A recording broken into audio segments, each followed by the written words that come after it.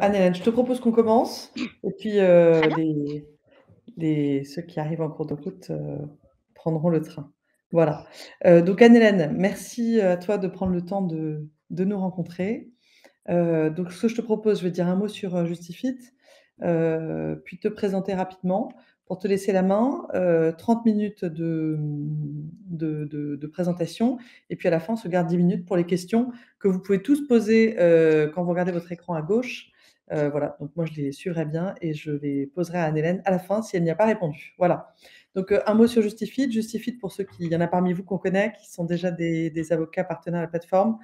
Ceux qui ne le sont pas encore, donc Justifit, c'est un site internet, une plateforme en ligne qui permet aux avocats, d'avoir une page, décrivant leur expertise, leur situation géographique, éventuellement leurs tarifs, leurs honoraires, qui va leur permettre, d'être contactés par des justiciables, donc d'ouvrir des nouveaux dossiers. Ces justiciables arrivent, en partie, grâce à notre blog sur lequel nous avons 1 000 000 de visiteurs uniques par mois, donc 1 000 000 de justiciables qui consultent ce site Justifit et qui vont donc, contacter nos avocats. C'est aussi pour nos avocats un moyen, de se digitaliser, de découvrir, enfin d'avoir une présence digitale, et éventuellement, de présenter leur expertise plus en détail grâce à du contenu vidéo, des articles que nous allons leur permettre de réaliser et d'écrire. Voilà. Ça, c'est pour Justifit. Donc Justifit, le partenaire digital des avocats. Nous avons aujourd'hui Anne-Hélène Amonic qui nous rejoint de la société Facilo que tu as créée en 2019 après 18 ans, passés, dans des cabinets d'avocats, donc des grands comme, j'ai vu Linklaters, comme des petits cabinets d'avocats sur des fonctions, support, que ça soit la communication, l'informatique. Donc tu as côtoyé de très près les avocats qui et leur univers, donc voilà, les avocats qui sont avec nous aujourd'hui. Tu les connais bien et c'est pour ça que tu as monté, une entreprise afin d'accompagner les avocats dans pour, améliorer leur productivité, leur performance. Voilà, alors je te laisse compléter. C'est ce que j'ai Mer compris, mais, c'est tout à fait ça, j'ai pas grand-chose à donc, rajouter, je merci te donne la Pauline. parole à Hélène et vous les participants, vous serez sûrement sollicités. Donc, écoutez bien Hélène. Voilà. Merci pour cette introduction, je n'ai pas grand-chose effectivement à rajouter donc effectivement je travaille avec les avocats, au quotidien depuis longtemps et c'est un peu cette expérience que je vous propose de partager aujourd'hui. Alors pas effectivement sur le côté, outil, qui est aussi mon quotidien, mais que Pauline, traite, par le biais de Justifit, mais plus sur la question de méthode et cetera et donc je vais vous présenter ça tout de suite. Alors, on va commencer par partager un constat. Les avocats travaillent peu, gagnent très bien leur vie, ont tous une grosse voiture et une belle montre, ils sont bien organisés, ils ne gèrent rien par l'urgence, ils ont des bonnes méthodes, des bons outils qu'ils utilisent correctement. Finalement, être performant, rentable et épanoui, c'est facile, non? Alors, est-ce que vous pensez que c'est ça la réalité de tous les avocats? Moi, je vais tout de suite devenir avocate en tout cas, ça c'est clair. Ça fait rêver, hein? Alors nous les fréquentons, de près tous les jours. Je suis pas sûre que ça soit exactement leur quotidien. Ah, maître Rotellini, LOL. Oui, on est LOL, un gros LOL. OK. C'est bien résumé, LOL, effectivement. Donc c'est plutôt effectivement une intox, j'ai envie de dire malheureusement aujourd'hui. Mais, en fait, pourquoi cette situation? Eh bien parce que, à l'école d'avocat, à la fac de droit, finalement, vous n'avez pas, appris tout ça. Et donc il y a on ce que je constate aujourd'hui, malheureusement, c'est une faible performance en production. Parce qu'aujourd'hui, on va parler plutôt de la production et pas du développement. Donc la production. Les conséquences, de tout ça, pour faire simple, c'est les avocats qui travaillent beaucoup dans l'urgence, du temps perdu, le stress qui va avec. Il n'est pas facile de satisfaire ses clients dans ces cas-là. Ça joue sur les équipes, ça joue sur leur motivation et bref, tout ça engendre une faible rentabilité, en tout cas au regard des efforts fournis, du temps que vous pouvez y passer. Donc ça c'est le problème. Et mon constat, en tout cas ce que je trouve, c'est, que c'est finalement du gâchis. Voilà, c'est ce que j'ai pu constater, c'est dommage parce que, alors que les avocats, donc vous avez la compétence pour réussir dans le droit, donc encore une fois ce que vous avez appris, hein, mais finalement beaucoup échouent à cause de, la production. Et finalement, je trouve que la réussite, elle dépend pas que de la qualité des études, ou encore une fois, vous n'avez pas appris à organiser un cabinet, à vendre, ni de vos compétences finalement, parce que vous êtes tous des experts dans votre métier là-dessus, j'ai aucune difficulté. Mais finalement, ça dépend de la capacité de votre cabinet à produire pour un moindre coût et à vendre.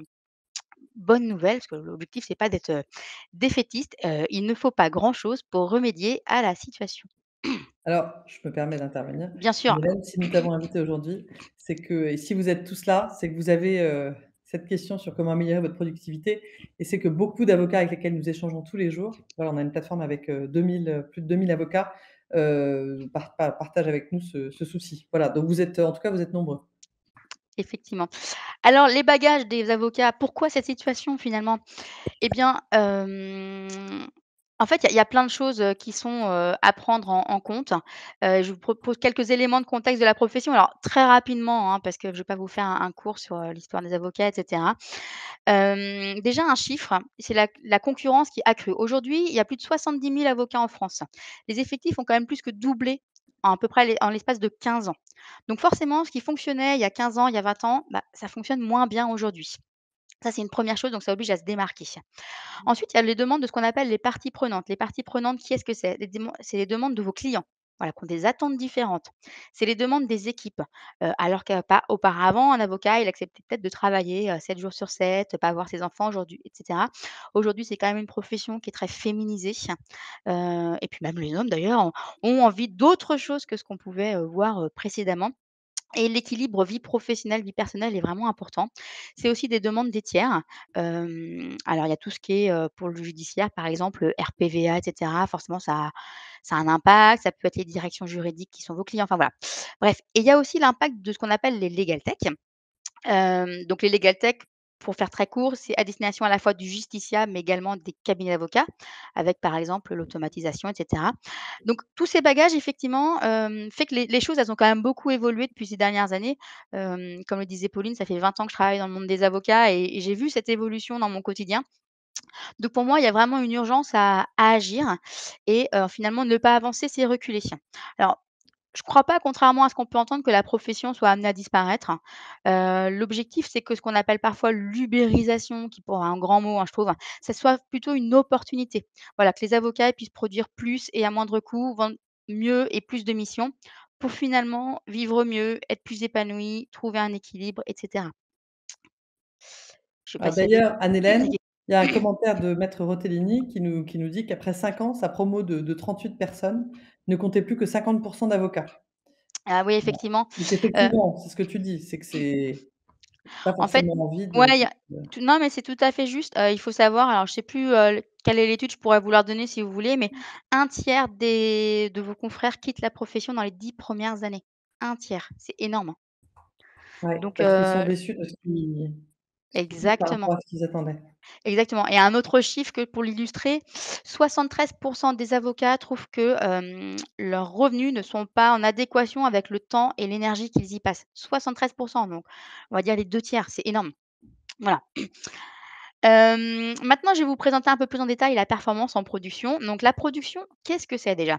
La production de la mission, c'est comment vous ouvrez un dossier, comment vous classez vos documents, comment est géré le financier des clients, comment vous gérez les choses entre les différentes personnes de vos équipes. La production de gestion du cabinet, c'est comment on gère l'informatique, les RH, le financier du cabinet, l'informatique, les locaux. Parce que pour moi, un cabinet, et ce n'est pas un gros mot, c'est une entreprise. Alors je sais que parfois ça fait un peu débat, mais vous avez, la même finalité qu'une entreprise, alors avec certes des différences, mais voilà, vous êtes des chefs d'entreprise. Ensuite, on a la qualité du service client, comment on répond au téléphone, comment on répond aux mails, comment on accueille au client, c'est toutes les interactions qu'on peut avoir avec le client. La bonne information pour bien décider, qu'est-ce que c'est? C'est l'idée que on peut pas se lever le matin et se dire: «Ah, d'où vient le vent? Bon, bah, du coup, je vais aller par là». On peut pas prendre des décisions sur des intuitions et des perceptions. Donc c'est tout ce qui est, tableau de bord et cetera. Ça, je vais y revenir juste après. L'amélioration de l'engagement, bah, on vient d'en parler, hein. Comment est-ce qu'on fait pour être, impliqué, que ce soit, les associés, les collaborateurs, les assistants, les stagiaires? Comment on reste motivé au quotidien? Et le dernier point, c'est la partie, RSE. Alors je ne sais pas si ça parle à tout le monde. C'est la responsabilité sociale ou sociétale des entreprises. C'est-à-dire comment est-ce qu'on devient un cabinet respectueux de l'environnement, du développement durable. Alors ça peut être, je sais pas, les produits qu'on consomme, la consommation électrique, les déplacements et cetera. Donc pour moi, la production, c'est tout ça, juste pour mettre un peu le cadre. Et ce que je vous propose, à partir de tout ce que je viens de vous dire, c'est de vous évaluer. OK? Alors, la question, vous vous rappelez, je viens de vous dire, on ne peut pas piloter un cabinet sur juste des intuitions, des perceptions, donc on va se dire qu'on est dans un avion. Votre cabinet, voilà, c'est un avion et donc l'idée, c'est de dire dans quel avion vous êtes pour votre production de cabinet aujourd'hui. Comment vous pensez vous situer? Est-ce que vous êtes plutôt dans un ULM qui se laisse porter par le vent? Donc là, c'est plutôt, 1. Est-ce que vous êtes, sur un avion de haute voltige avec, Belmondo, paix à son âme? Un avion de ligne ou plutôt un avion de chasse? Comment est-ce que vous qualifieriez aujourd'hui la production de votre cabinet? Alors vous pouvez le mettre dans le chat, mais vous pouvez aussi, si vous le voulez, tout simplement, le faire pour vous, hein, c'est peu importe. Voilà, est-ce que vous vous attribuez entre guillemets là de 1, 2, 3, 4 sur tous les thèmes qu'on vient d'évoquer? On a un 2, donc on imagine, Maître Taugourdeau, debout Pardon. sur un avion. Exactement. Alors, les enjeux et les risques de la performance en production, qu'est-ce que c'est? Qu'est-ce qui se passe finalement quand la production elle est pas optimale dans un cabinet d'avocats? Alors il y a pas mal de choses. Ce que je vous montre, c'est ce que j'ai pu constater moi ces dernières années. 1, la qualité du travail perfectible. Travail dans l'urgence, des réponses tardives faites aux clients, des livrables qui sont pas forcément à la hauteur parce que j'ai envoyé un truc un peu tard le soir et je me relis ce matin, j'ai laissé passer quelque chose ou même j'ai laissé passer un argument sur quelque chose que j'ai fait partir. Transmission ou feedback limité, ça c'est quand on travaille en équipe. Et puis surtout des tâches à faible valeur ajoutée. Les conséquences de ça, bah, c'est du temps perdu, une faible productivité, impossibilité de faire plus de missions. Ça peut être une ambiance dégradée, ça peut être du stress. Il y a quand même près de la moitié des avocats qui indiquent souffrir d'un stress excessif. Si on parle d'un stress normal, on est quand même à 99 hein, donc c'est quand même une profession, très stressée. Et puis l'urgent est fait, pas l'essentiel. Donc ça, c'est du point de vue du juriste, c'est la vision du juriste, de l'avocat. Ensuite maintenant, la vision du client. C'est le service client qui peut être considéré comme étant perfectible avec des délais qui sont longs. Un manque d'information au client, ça peut aboutir à une facturation difficile à justifier et puis des livrables pas encore à la hauteur. Conséquence, des clients peu satisfaits, des réclamations, formulées ou pas d'ailleurs, hein. Et puis un bouche à oreille qui, au lieu d'être positif, s'inverse, c'est-à-dire que vous perdez des clients potentiels. Et le troisième point que j'ai pu constater, bah, c'est de pas avoir assez de temps pour faire le reste. Le reste, qu'est-ce que c'est? C'est la vente, la communication, c'est se former. Pour les avocats collaborateurs, c'est faire les dossiers c'est avoir des dossiers personnels autrement que le soir après 22 heures ou le week-end et cetera et cetera. Et les conséquences quand on fait tout ça, quand on ne peut pas faire tout ça, pardon, bah, c'est peu de nouveaux clients, ça améliore pas et puis on peut avoir aussi un problème d'engagement. Les risques de tout ça, bah, tout simplement une faible rentabilité, un manque de chiffre d'affaires. On peut avoir même un engagement de la responsabilité, c'est quand même un point important quand on est avocat. Si on laisse passer des choses importantes, parce qu'on travaille dans l'urgence et cetera, voilà, il peut y avoir des loupés, un délai qui est passé, n'importe quoi, il y a quand même un impact là-dessus. Ça peut être un impact négatif pour les équipes. Le paiement de toutes les personnes du cabinet qui peut être difficile, infidélité des équipes, voire même difficulté à embaucher parce que voilà, dans des barreaux, alors peut-être pas à Paris, mais dans des petits barreaux, ça finit par savoir que les gens sont complètement, sous pression et cetera, et ça, c'est une vraie problématique. Donc ça, c'est quand ça va pas très bien. Maintenant, qu'est-ce qui se passe quand ça va bien? Alors, Bon, bah je pardon. t'interromps une seconde. Bien sûr. Et Maître Rotellini, je vous remercie pour votre participation, qui donc est dans un avion de chasse depuis récemment, j'espère que c'est depuis que vous avez rejoint Justifit, et qui nous précise que le stress, c'est la vision du but du travail. Voilà, et qu'il ne faut pas oublier l'impact sur la vie de famille, effectivement. Tout à Merci, fait. Maître Rotellini. C'est exactement ça. Et qu'est-ce qui se passe à contrario quand la production elle est bonne? Et ben, le client est satisfait, on en a plus, on a une équipe fidèle, efficace, on a plus de temps pour faire des projets. On a une croissance de chiffre d'affaires, d'équipe et puis effectivement cerise sur le gâteau, donc il y a la question de la rentabilité. Mais c'est aussi si les choses du quotidien sont bien faites, alors on peut être plus rentable, mais on peut aussi retrouver du temps pour la vie personnelle et effectivement c'est quelque chose qui a beaucoup de sens, aujourd'hui et qui est très important, je confirme ce que vous disiez. Alors, qu'est-ce qu'il faut faire pour améliorer sa performance en production? On va venir au vif du sujet, on n'a que 30 minutes, donc on va aller direct au vif du sujet. La première chose, c'est de découper votre activité en plusieurs thèmes. Ça peut paraître un petit peu surprenant, Mais c'est de découper votre activité en plusieurs thèmes. Parce que en fait, on ne peut pas agir de manière globale. Si on ne peut pas découper, on ne peut pas agir, on ne peut pas travailler sur juste du yaka faucon, ce que j'appelle parfois le yaka faucon. Donc on commence par découper son activité. Je vais détailler, vous inquiétez pas si pour le moment c'est pas très clair, c'est normal. Une fois qu'on a découpé en thèmes, on découpe en sous-thèmes. Par exemple, la production de la mission, j'ai découpé, moi, ça c'est mon découpage. À vous de voir quel est le vôtre. L'analyse et l'ouverture de dossier, la réalisation de la mission, la gestion des documents, les délais d'agenda et ainsi de suite. Donc on découpe en thèmes et ensuite on découpe en sous-thèmes. OK? Tout ça pourquoi? Eh bien, tout simplement pour mettre en place ce qu'on appelle des process. Les Alors, process, oui, Anne-Hélène, oui, peut-être que le slide d'avant, tu es passé un peu vite. On pardon. a une nouvelle avocate qui vient de nous rejoindre. Nous arrivons aux solutions. Vous arrivez au bon moment. Voilà. En fait, effectivement, je suis passée un petit peu vite parce que, en fait, l'idée, c'est, à vous de faire finalement votre propre découpage. On découpe déjà en thèmes, après on découpe en sous-thèmes. Là, le découpage que je vous présente, c'est le découpage que moi j'ai réalisé.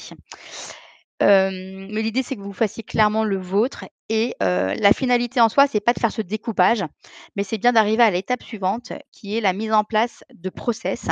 Si je creuse un petit peu plus le sujet analyse et ouverture de dossier, c'est te dire: «OK, donc je vais aller creuser en fait les différents sujets» et par exemple sur l'analyse et l'ouverture de dossier, c'est dire comment est-ce que je vais nommer les dossiers, comment je vais nommer les documents, comment je vais classer le papier, l'informatique et cetera.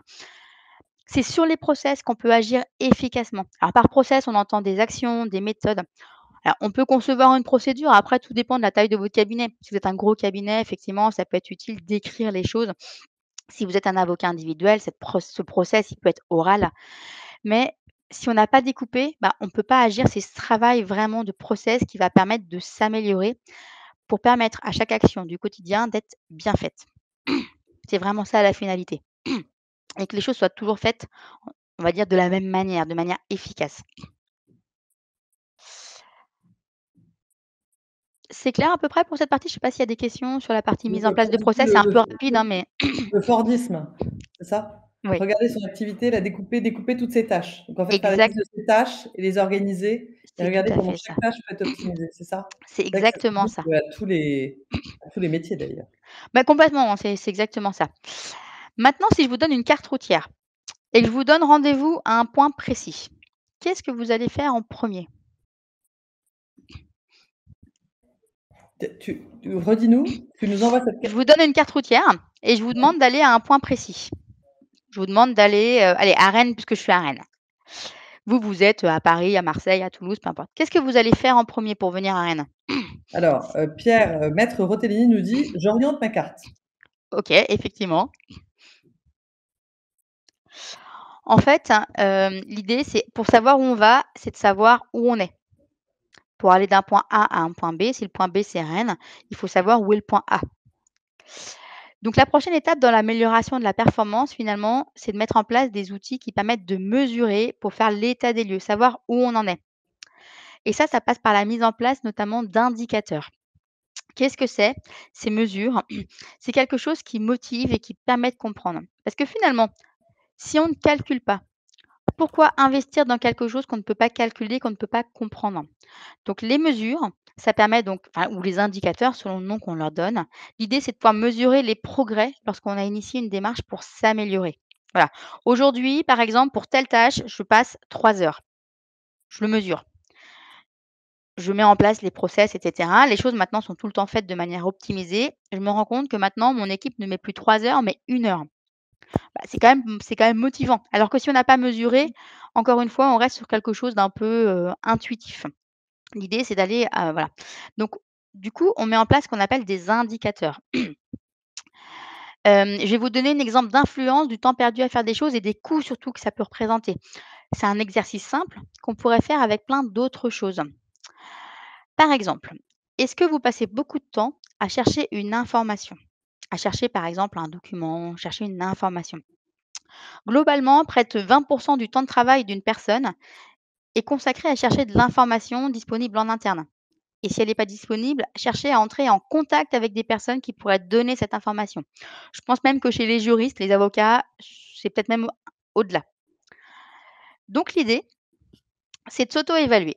Donc là, c'est un exemple que je vous montre à l'écran, hein, après, L'idée, ce serait de Je me permets, Anne-Hélène, de t'interrompre bien pour sûr. te dire à tout le monde qu'on là, on va très vite, Oui, puisque oui, finalement, tu as parlé du fait de décomposer les tâches, puis ensuite de savoir où on est et savoir où on va et pour pouvoir tracer le bon itinéraire et maintenant d'une nouvelle, un nouvel aspect qui est, voilà, comment réussir à passer un temps plus optimal pour chercher de l'info.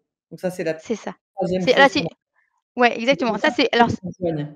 ouais, ouais, tout à fait. Ça, c'est une illustration de ce qu'on pourrait faire sur plein d'autres exemples. Je vous en donnerai d'autres après.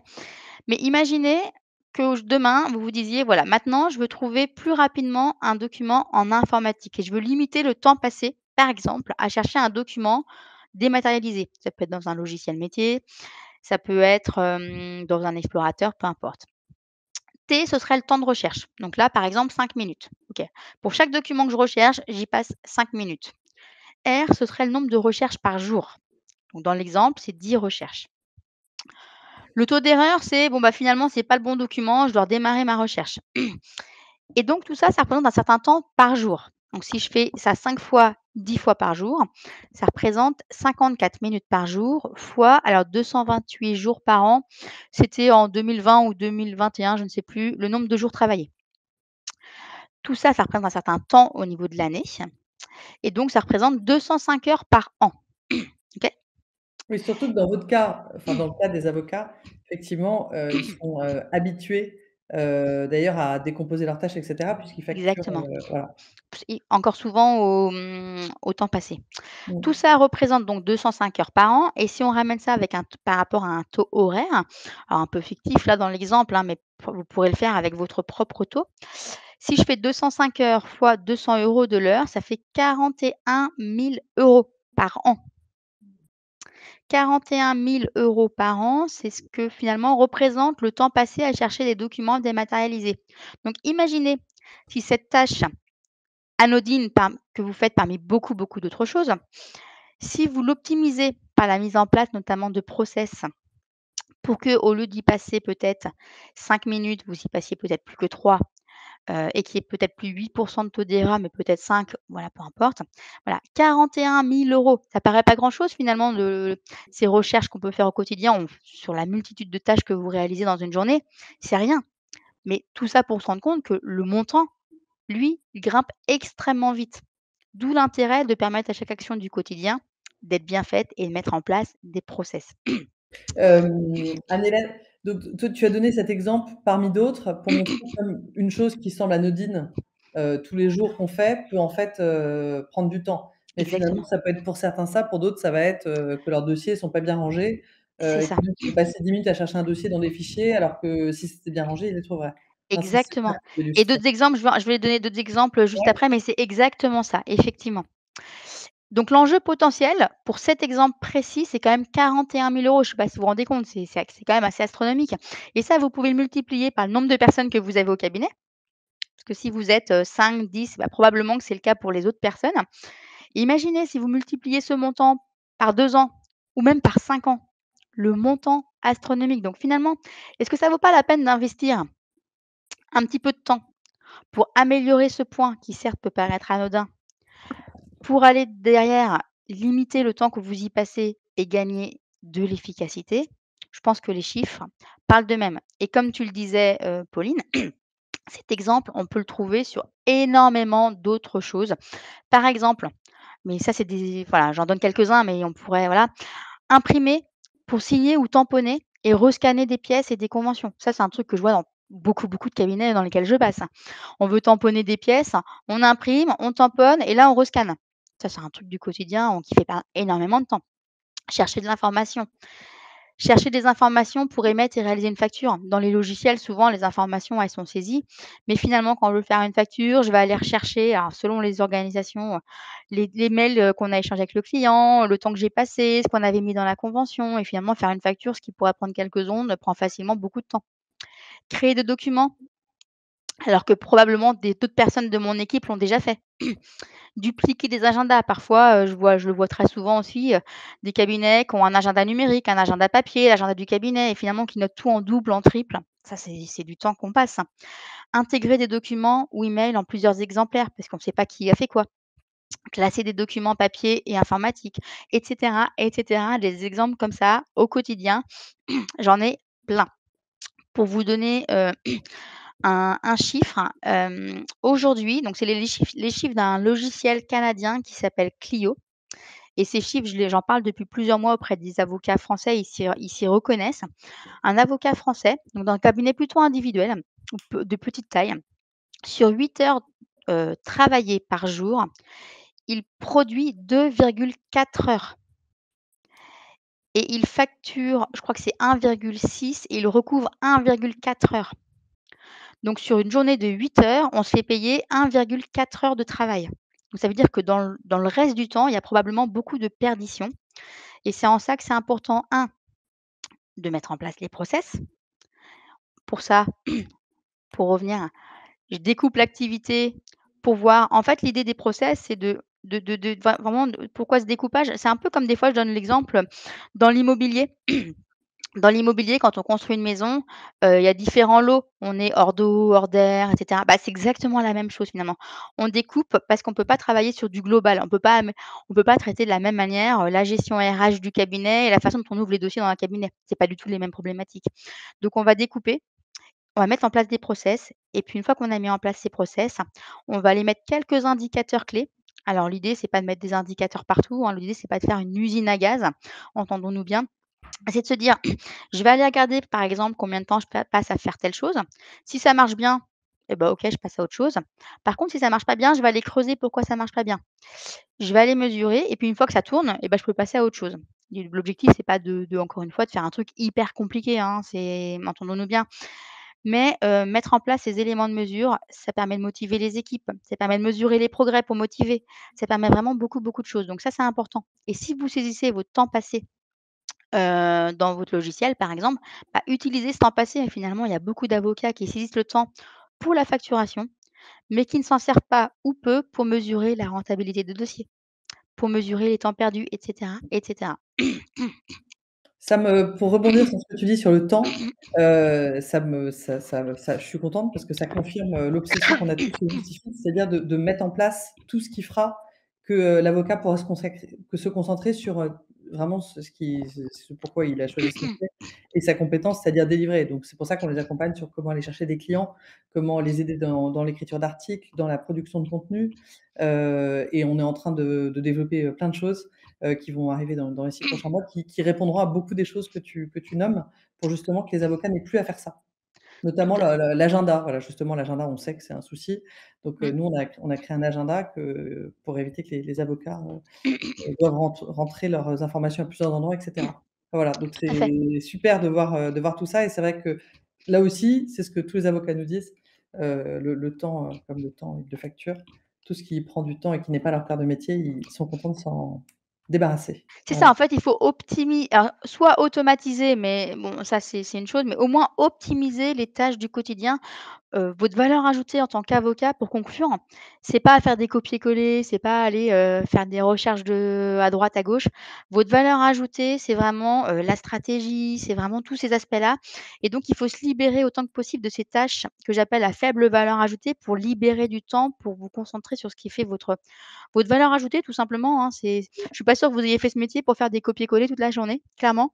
Bien sûr. Et la recherche de sens, elle passe aussi par là, probablement. C'est retrouver du plaisir au travail, c'est aussi se concentrer sur ce qui fait vraiment votre force, et donc ça, c'est important. Donc je l'ai fait très, très vite, j'en ai conscience, en 30 minutes, c'est très court.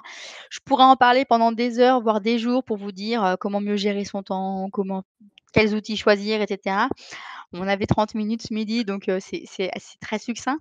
Mais je suis à votre disposition, bien sûr, pour répondre maintenant à vos questions. J'espère que c'était quand même assez compréhensible dans un temps un peu, limité. Voilà, Tu merci. as Là, tu as pas perdu de temps, justement. C'était J'ai pas efficace. perdu, c'était effi j'espère. Donc on vous enverra le replay, ce qui vous permettra de faire des pauses pour regarder les slides, voilà, avoir plus d'informations. Donc il nous reste, 10 minutes, 14 minutes précisément. Donc nous écoutons vos questions, très pertinents. Donc on a on a Maître François qui dit: «Merci», Maître Aouimer qui est très pertinent: «Merci pour ces conseils». Alors, est-ce qu'il y a des questions? Alors, Maître Kabikou: «Bonjour, est-ce qu'il existe des outils pour optimiser tout cela?» Anne-Hélène, nous t'écoutons. Oui, j'ai combien de temps? Bah, Alors, on a 14 minutes, alors OK. tu vois? Alors oui, effectivement, il existe des outils pour optimiser tout ça. Il en existe beaucoup, beaucoup. La difficulté aujourd'hui pour les avocats, c'est finalement de trouver le bon outil pour la bonne problématique. Un point d'attention, l'outil pour moi, c'est vraiment un moyen, c'est pas une fin en soi. Je vous donne un exemple. Si vous voulez accrocher un tableau, sur les murs du votre cabinet, vous allez prendre un marteau et une pointe pour accrocher ce tableau. Donc ça, c'est l'outil. Et ben, les outils numériques, pour moi, c'est la même chose. La fin en soi, c'est pas d'avoir l'outil, mais c'est bien d'arriver à un objectif. Donc, est-ce qu'il existe des outils? Oui, mais après, tout dépend de vos objectifs. Et là, ils peuvent être ultra variés. Donc, il existe des logiciels métiers, il y a des solutions comme Justify, il y a des logiciels de contrat. Enfin, il y a plein, plein de choses. Pour moi, le premier outil de l'avocat, c'est aussi bien savoir gérer son temps. Parce qu'il y a beaucoup de choses à dire là-dessus aussi. Donc des outils, il en existe énormément. La difficulté, voilà, c'est un peu, trouver une aiguille dans une botte de foin et surtout d'avoir en tête, voilà, l'outil, c'est un moyen, c'est pas une fin en soi. Donc tout dépend de ce que vous recherchez et de votre objectif. Donc l'outil, ce sera l'outil A pour un avocat qui aura telle problématique, ce sera un autre pour le client B donc c'est Est-ce un que peu tu du pourrais, Anne-Hélène, peut-être prendre un cas concret et donner un outil? Ça donnera un exemple et une idée d'outil à nos participants. oui, alors je peux en donner plein. Alors je vais pas parler forcément des logiciels métiers, que vous connaissez peut-être déjà. Pour vous donner quelques outils, alors ça, comme outil, alors on peut entendre plein de choses. Des outils pour optimiser tout ça, alors par exemple, je vais vous donner une illustration. Pour mettre en place des process, en septembre, j'ai eu le plaisir d'agrandir mon équipe. On est passé de 1 à 2, et donc j'ai mis en place un manuel avec justement toutes les procédures dont je vous parlais. Parce que l'idée, c'était que finalement, que j'ai une personne ou que j'en ai 10, une fois que les procédures, elles sont écrites, après, ça va tourner. Et mon idée, c'était que la personne qui arrive, elle soit vite opérationnelle et efficace et que j'ai pas besoin de tout lui réexpliquer à plusieurs reprises. Donc j'ai mis en place un manuel de procédure et ça, je l'ai fait dans un outil, par exemple, qui s'appelle Trello, qui permet qui a plusieurs utilisations. Je m'en sers pour le suivi de mes missions, je m'en sers pour le travail collaboratif et je m'en sers aussi pour, justement ce manuel de procédure. Donc ça, Trello, typiquement, c'est un outil que je trouve très bien, qui a la force d'être gratuit. Hem, Dans les outils, il y a bien sûr la suite Office, qui est souvent très sous-utilisée dans les cabinets d'avocats. Merci pour le lien, Pauline. Dans la suite Office, il faut savoir que souvent vous utilisez, alors je parle Office 365 Pro, par exemple. Il faut savoir que les avocats utilisent donc Outlook, PowerPoint, Word, Excel, ça c'est le basique. Mais après, il y a plein d'outils formidables qui sont très peu utilisés. Teams, par exemple, c'est utilisé pour la visio, mais en fait, ça peut servir vraiment au travail collaboratif avec ses clients, avec des documents partagés. Il y a aussi Booking, par exemple, qui permet de faciliter la prise de rendez-vous en ligne. Votre agenda, finalement, il y a des plages horaires, les clients peuvent prendre des rendez-vous, donc ça, c'est pareil. Permettre à chaque action du quotidien d'être bien faite, c'est aussi pour éviter tous les allers-retours. Quand est-ce que vous êtes dispo? Moi, je suis pas dispo. Ah bah, finalement, je suis plus dispo. Je pense que ça vous parle, c'est des mails, ce qu'on appelle ping-pong. Donc là, il y a Booking. Donc l'idée, c'est aussi d'utiliser les outils que vous avez déjà de façon, efficiente et le plus optimisée possible, plutôt qu'encore une fois d'avoir une usine à gaz. Bah, c'est les 2 qui me viennent. Déjà, si vous utilisez la suite Office de manière optimale, Trello, Alors Booking, ouais, Book It ou Booking? Booking, c'est un outil de la suite Office. OK. En fait, comment ça fonctionne? Donc c'est connecté avec l'agenda Outlook.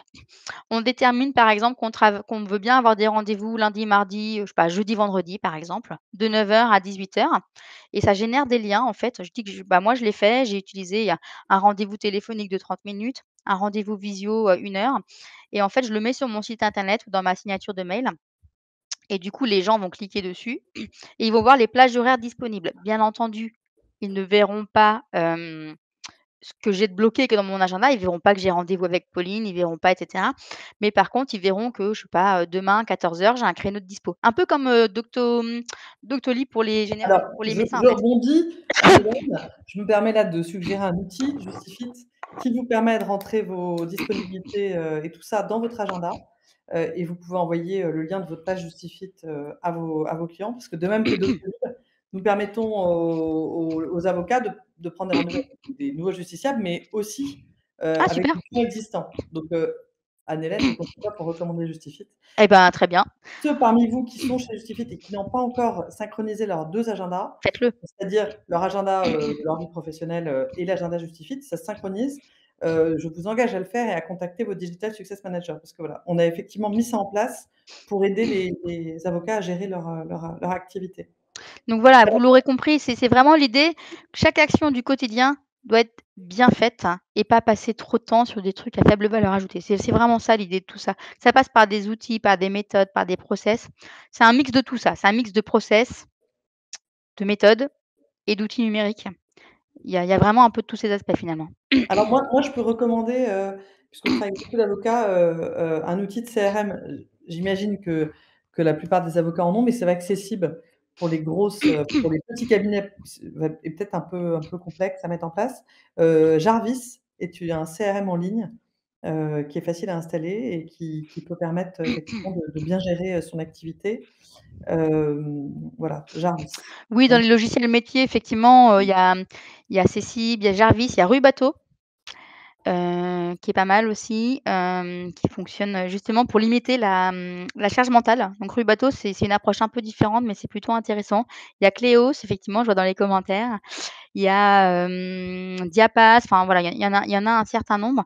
Tout dépend de vos besoins, de votre organisation et cetera, mais en termes de logiciels métiers, effectivement, vous avez des choses plutôt intéressantes, hein, qui peuvent être proposées, ouais. Alors, il nous reste 5 minutes. Hem, donc, qu'est-ce qu'on peut, peut-être que tu pourrais, reprendre, ton slide d'avant. Bien sûr. Non, le Z-Lawyer. slide, non, le slide sur le temps. Ah oui, pardon. Celui-ci? Ouais. Par exemple, pour, imprimer, signer, tamponner et cetera, il y a peut-être YouSign qu'on peut recommander ou est-ce que là, en regardant, est-ce qu'il y en a parmi vous, les participants, qui ont une question plus précisément sur un des sujets? Voilà, comment, faire pour ressortir des recherches déjà faites? Toi, Anne-Hélène, qui a travaillé au cœur de cabinet d'avocat, est-ce que tu peux nous parler d'un exemple de cabinet où vous avez une méthode hyper efficace pour pouvoir retrouver des recherches déjà faites? Alors il y a 2 problématiques. Retrouver des recherches d souvent alors il y a 2 choses, soit les avocats refont les recherches, plein de fois. Parfois ils gardent leurs recherches, mais ce qui est difficile souvent, c'est de garder la recherche et 2 de mutualiser, ce qu'on appelle le knowledge management. C'est-à-dire comment est-ce que je fais pour mutualiser les connaissances du cabinet et faire en sorte que ça ne se repose pas seulement sur la mémoire des personnes. Comment ça fonctionne concrètement aujourd'hui souvent, c'est, hem, on se lève, on va voir le collègue d'à côté, puis on va dire, «Tiens, est-ce que tu as déjà fait telle chose?» «Ouais, ah oui, bah, tiens, va voir dans tel dossier». Ça, c'est la réalité des cabinets. Donc l'idée, ce serait, comment je fais pour optimiser la connaissance du cabinet, la mémoire du cabinet pour qu'elle ne repose pas seulement sur la mémoire des avocats et des personnes qui sont dans les équipes, mais vraiment qu'on puisse, Alors comment faire? ouais, c'est une vraie question. Alors, il y a plein de méthodes. Moi, j'utilise une méthode, qui peut paraître assez simpliste, mais finalement qui fonctionne bien, c'est-à-dire et c'est peut-être le plus simple à mettre en œuvre, c'est un dossier tout simplement partagé. Des fois, le mieux est l'ennemi du bien. Un dossier partagé où ch avec des différentes, thématiques et chacun peut aller, enregistrer et mutualiser ainsi les connaissances. Donc ça, c'est extrêmement simple, à Donc mettre en œuvre. C'est à la portée de tout le monde. de créer des dossiers partagés, sur le d'accord, Ouais, sur le Drive, appeler ça par exemple, droit du travail, faire des sous-parties, c'est ça. côté employeur, côté salarié, des sous-parties, start-up, TPE, grande entreprise, c'est ça? Et C'est exactement ça. ensuite voilà, OK. Et alors comment faire pour que tout le monde, parce que ça on rencontre ce souci dans toutes les entreprises, comment faire pour que tout le monde ait la même compréhension des titres? Ah ah, bah, par la mise en place de process, tout D'accord. simplement. S'il faut déterminer la règle du jeu. Comment est-ce qu'effectivement on va les tous, classer de la même manière et nommer de la même manière pour pas que ça parte dans tous les sens? Clairement, là, il faut mettre en place un process. Il y a pas de solution miracle. On en revient, voilà, à la même chose. C'est important. Mettre du miel Ah! dans le thé, Anne-Hélène. Ouais, je sais, je suis désolée, je suis malade. Pardon. En tout cas, maître Rotellini, vous êtes plein de conseils et de ressources. Quelqu'un de l'équipe va vous appeler. Attendez-vous à un appel. Moi, ce que je peux vous dire, je trouve, aussi qu'il faut organiser les infos pour les retrouver. Moi, je suis très, je pratique beaucoup le titre des emails et ça, je Mmh. pense que c'est très important de mettre les bons titres et de normer, cette façon de mettre des titres pour que tout le monde ait la même et de changer le titre à chaque fois qu'on renvoie le mail parce que C'est sinon ce je que pense j'allais que dire. beaucoup de mails, surtout pour Gmail, et je dis ça parce que je travaille avec, beaucoup d'avocats à titre, enfin, pas parce que c'est nos clients, mais pour l'entreprise et que je dis toujours à mon avocate: «Peux-tu, s'il te plaît, à chaque fois changer le titre?» parce que sinon on se retrouve avec 50 mails qui Mmh. s'appellent dossier, je sais pas, Justifit et on peut pas retrouver. Alors que si c'est à chaque fois dossier Justifit, 2 points, convention, tel sujet ou honoraires retour, enfin bref, voilà, d'avoir des titres, moi je trouve que le titre c'est là aussi c'est tout bête, mais ça peut vraiment aider. Alors Si le contenu du mail change, il faut changer l'objet. C'est une pratique, simple, mais qui fonctionne très bien. Alors, nous arrivons à la fin de notre session. S'il y a encore une dernière question, allez-y. Voilà.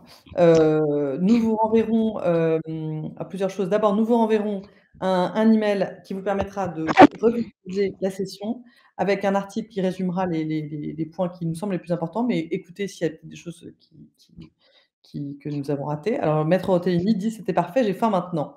Bah, écoutez, on vous souhaite un excellent déjeuner à tous. Juste Vous allez pour avoir con quand vous fermez la session, un pop-up, qui pour que vous puissiez donner faire votre retour sur, sur ce webinaire. N'hésitez pas par ailleurs, en fait, les sujets que nous abordons dans les webinaires, donc on a des personnes qui viennent souvent. Maître Chevretin, par exemple, on est toujours content de vous retrouver. N'hésitez pas à nous dire sur quel sujet vous avez envie que nous traitions. Donc le temps, c'est un sujet qu'on avait déjà traité et qui revient toujours. Merci à vous, merci, merci pour vos merci. Donc faites des retours à votre Digital Success Manager. Pour, ceux qui participent, qui ne sont pas encore, partenaires de Justifit, quelqu'un de l'équipe se permettra de vous appeler, parce que si ça vous intéresse d'améliorer votre productivité, nous pouvons peut-être avoir, quelque chose d'intéressant pour vous, donc vous verrez si ça vous intéresse. Merci par avance pour votre accueil et merci Maître. Et voilà et Anne-Hélène, je te remercie. C'était, très intéressant et améliorer sa productivité, on en a besoin dans tous les domaines, que ça soit quand on est avocat ou quand on gère une legal tech. Voilà. Donc Juste pour merci à tous. conclure peut-être, j'ai mis un lien dans le chat. En fait, pour ceux qui voudraient s'auto-diagnostiquer, j'ai créé un petit questionnaire. En fait, c'est gratuit, c'est instantané. Vous répondez à un certain nombre de questions et à la fin, ça évalue justement votre performance. Ça vous dit: «Là, vous êtes bon, pas bon», donc si ce sujet vous intéresse, vous pouvez le faire et voilà, il y a pas de c'est simple et c'est facile. Formidable. Merci à tous Merci en tout cas. Anne-Hélène, merci à tous et à très bientôt. À Au revoir. bientôt. Au revoir.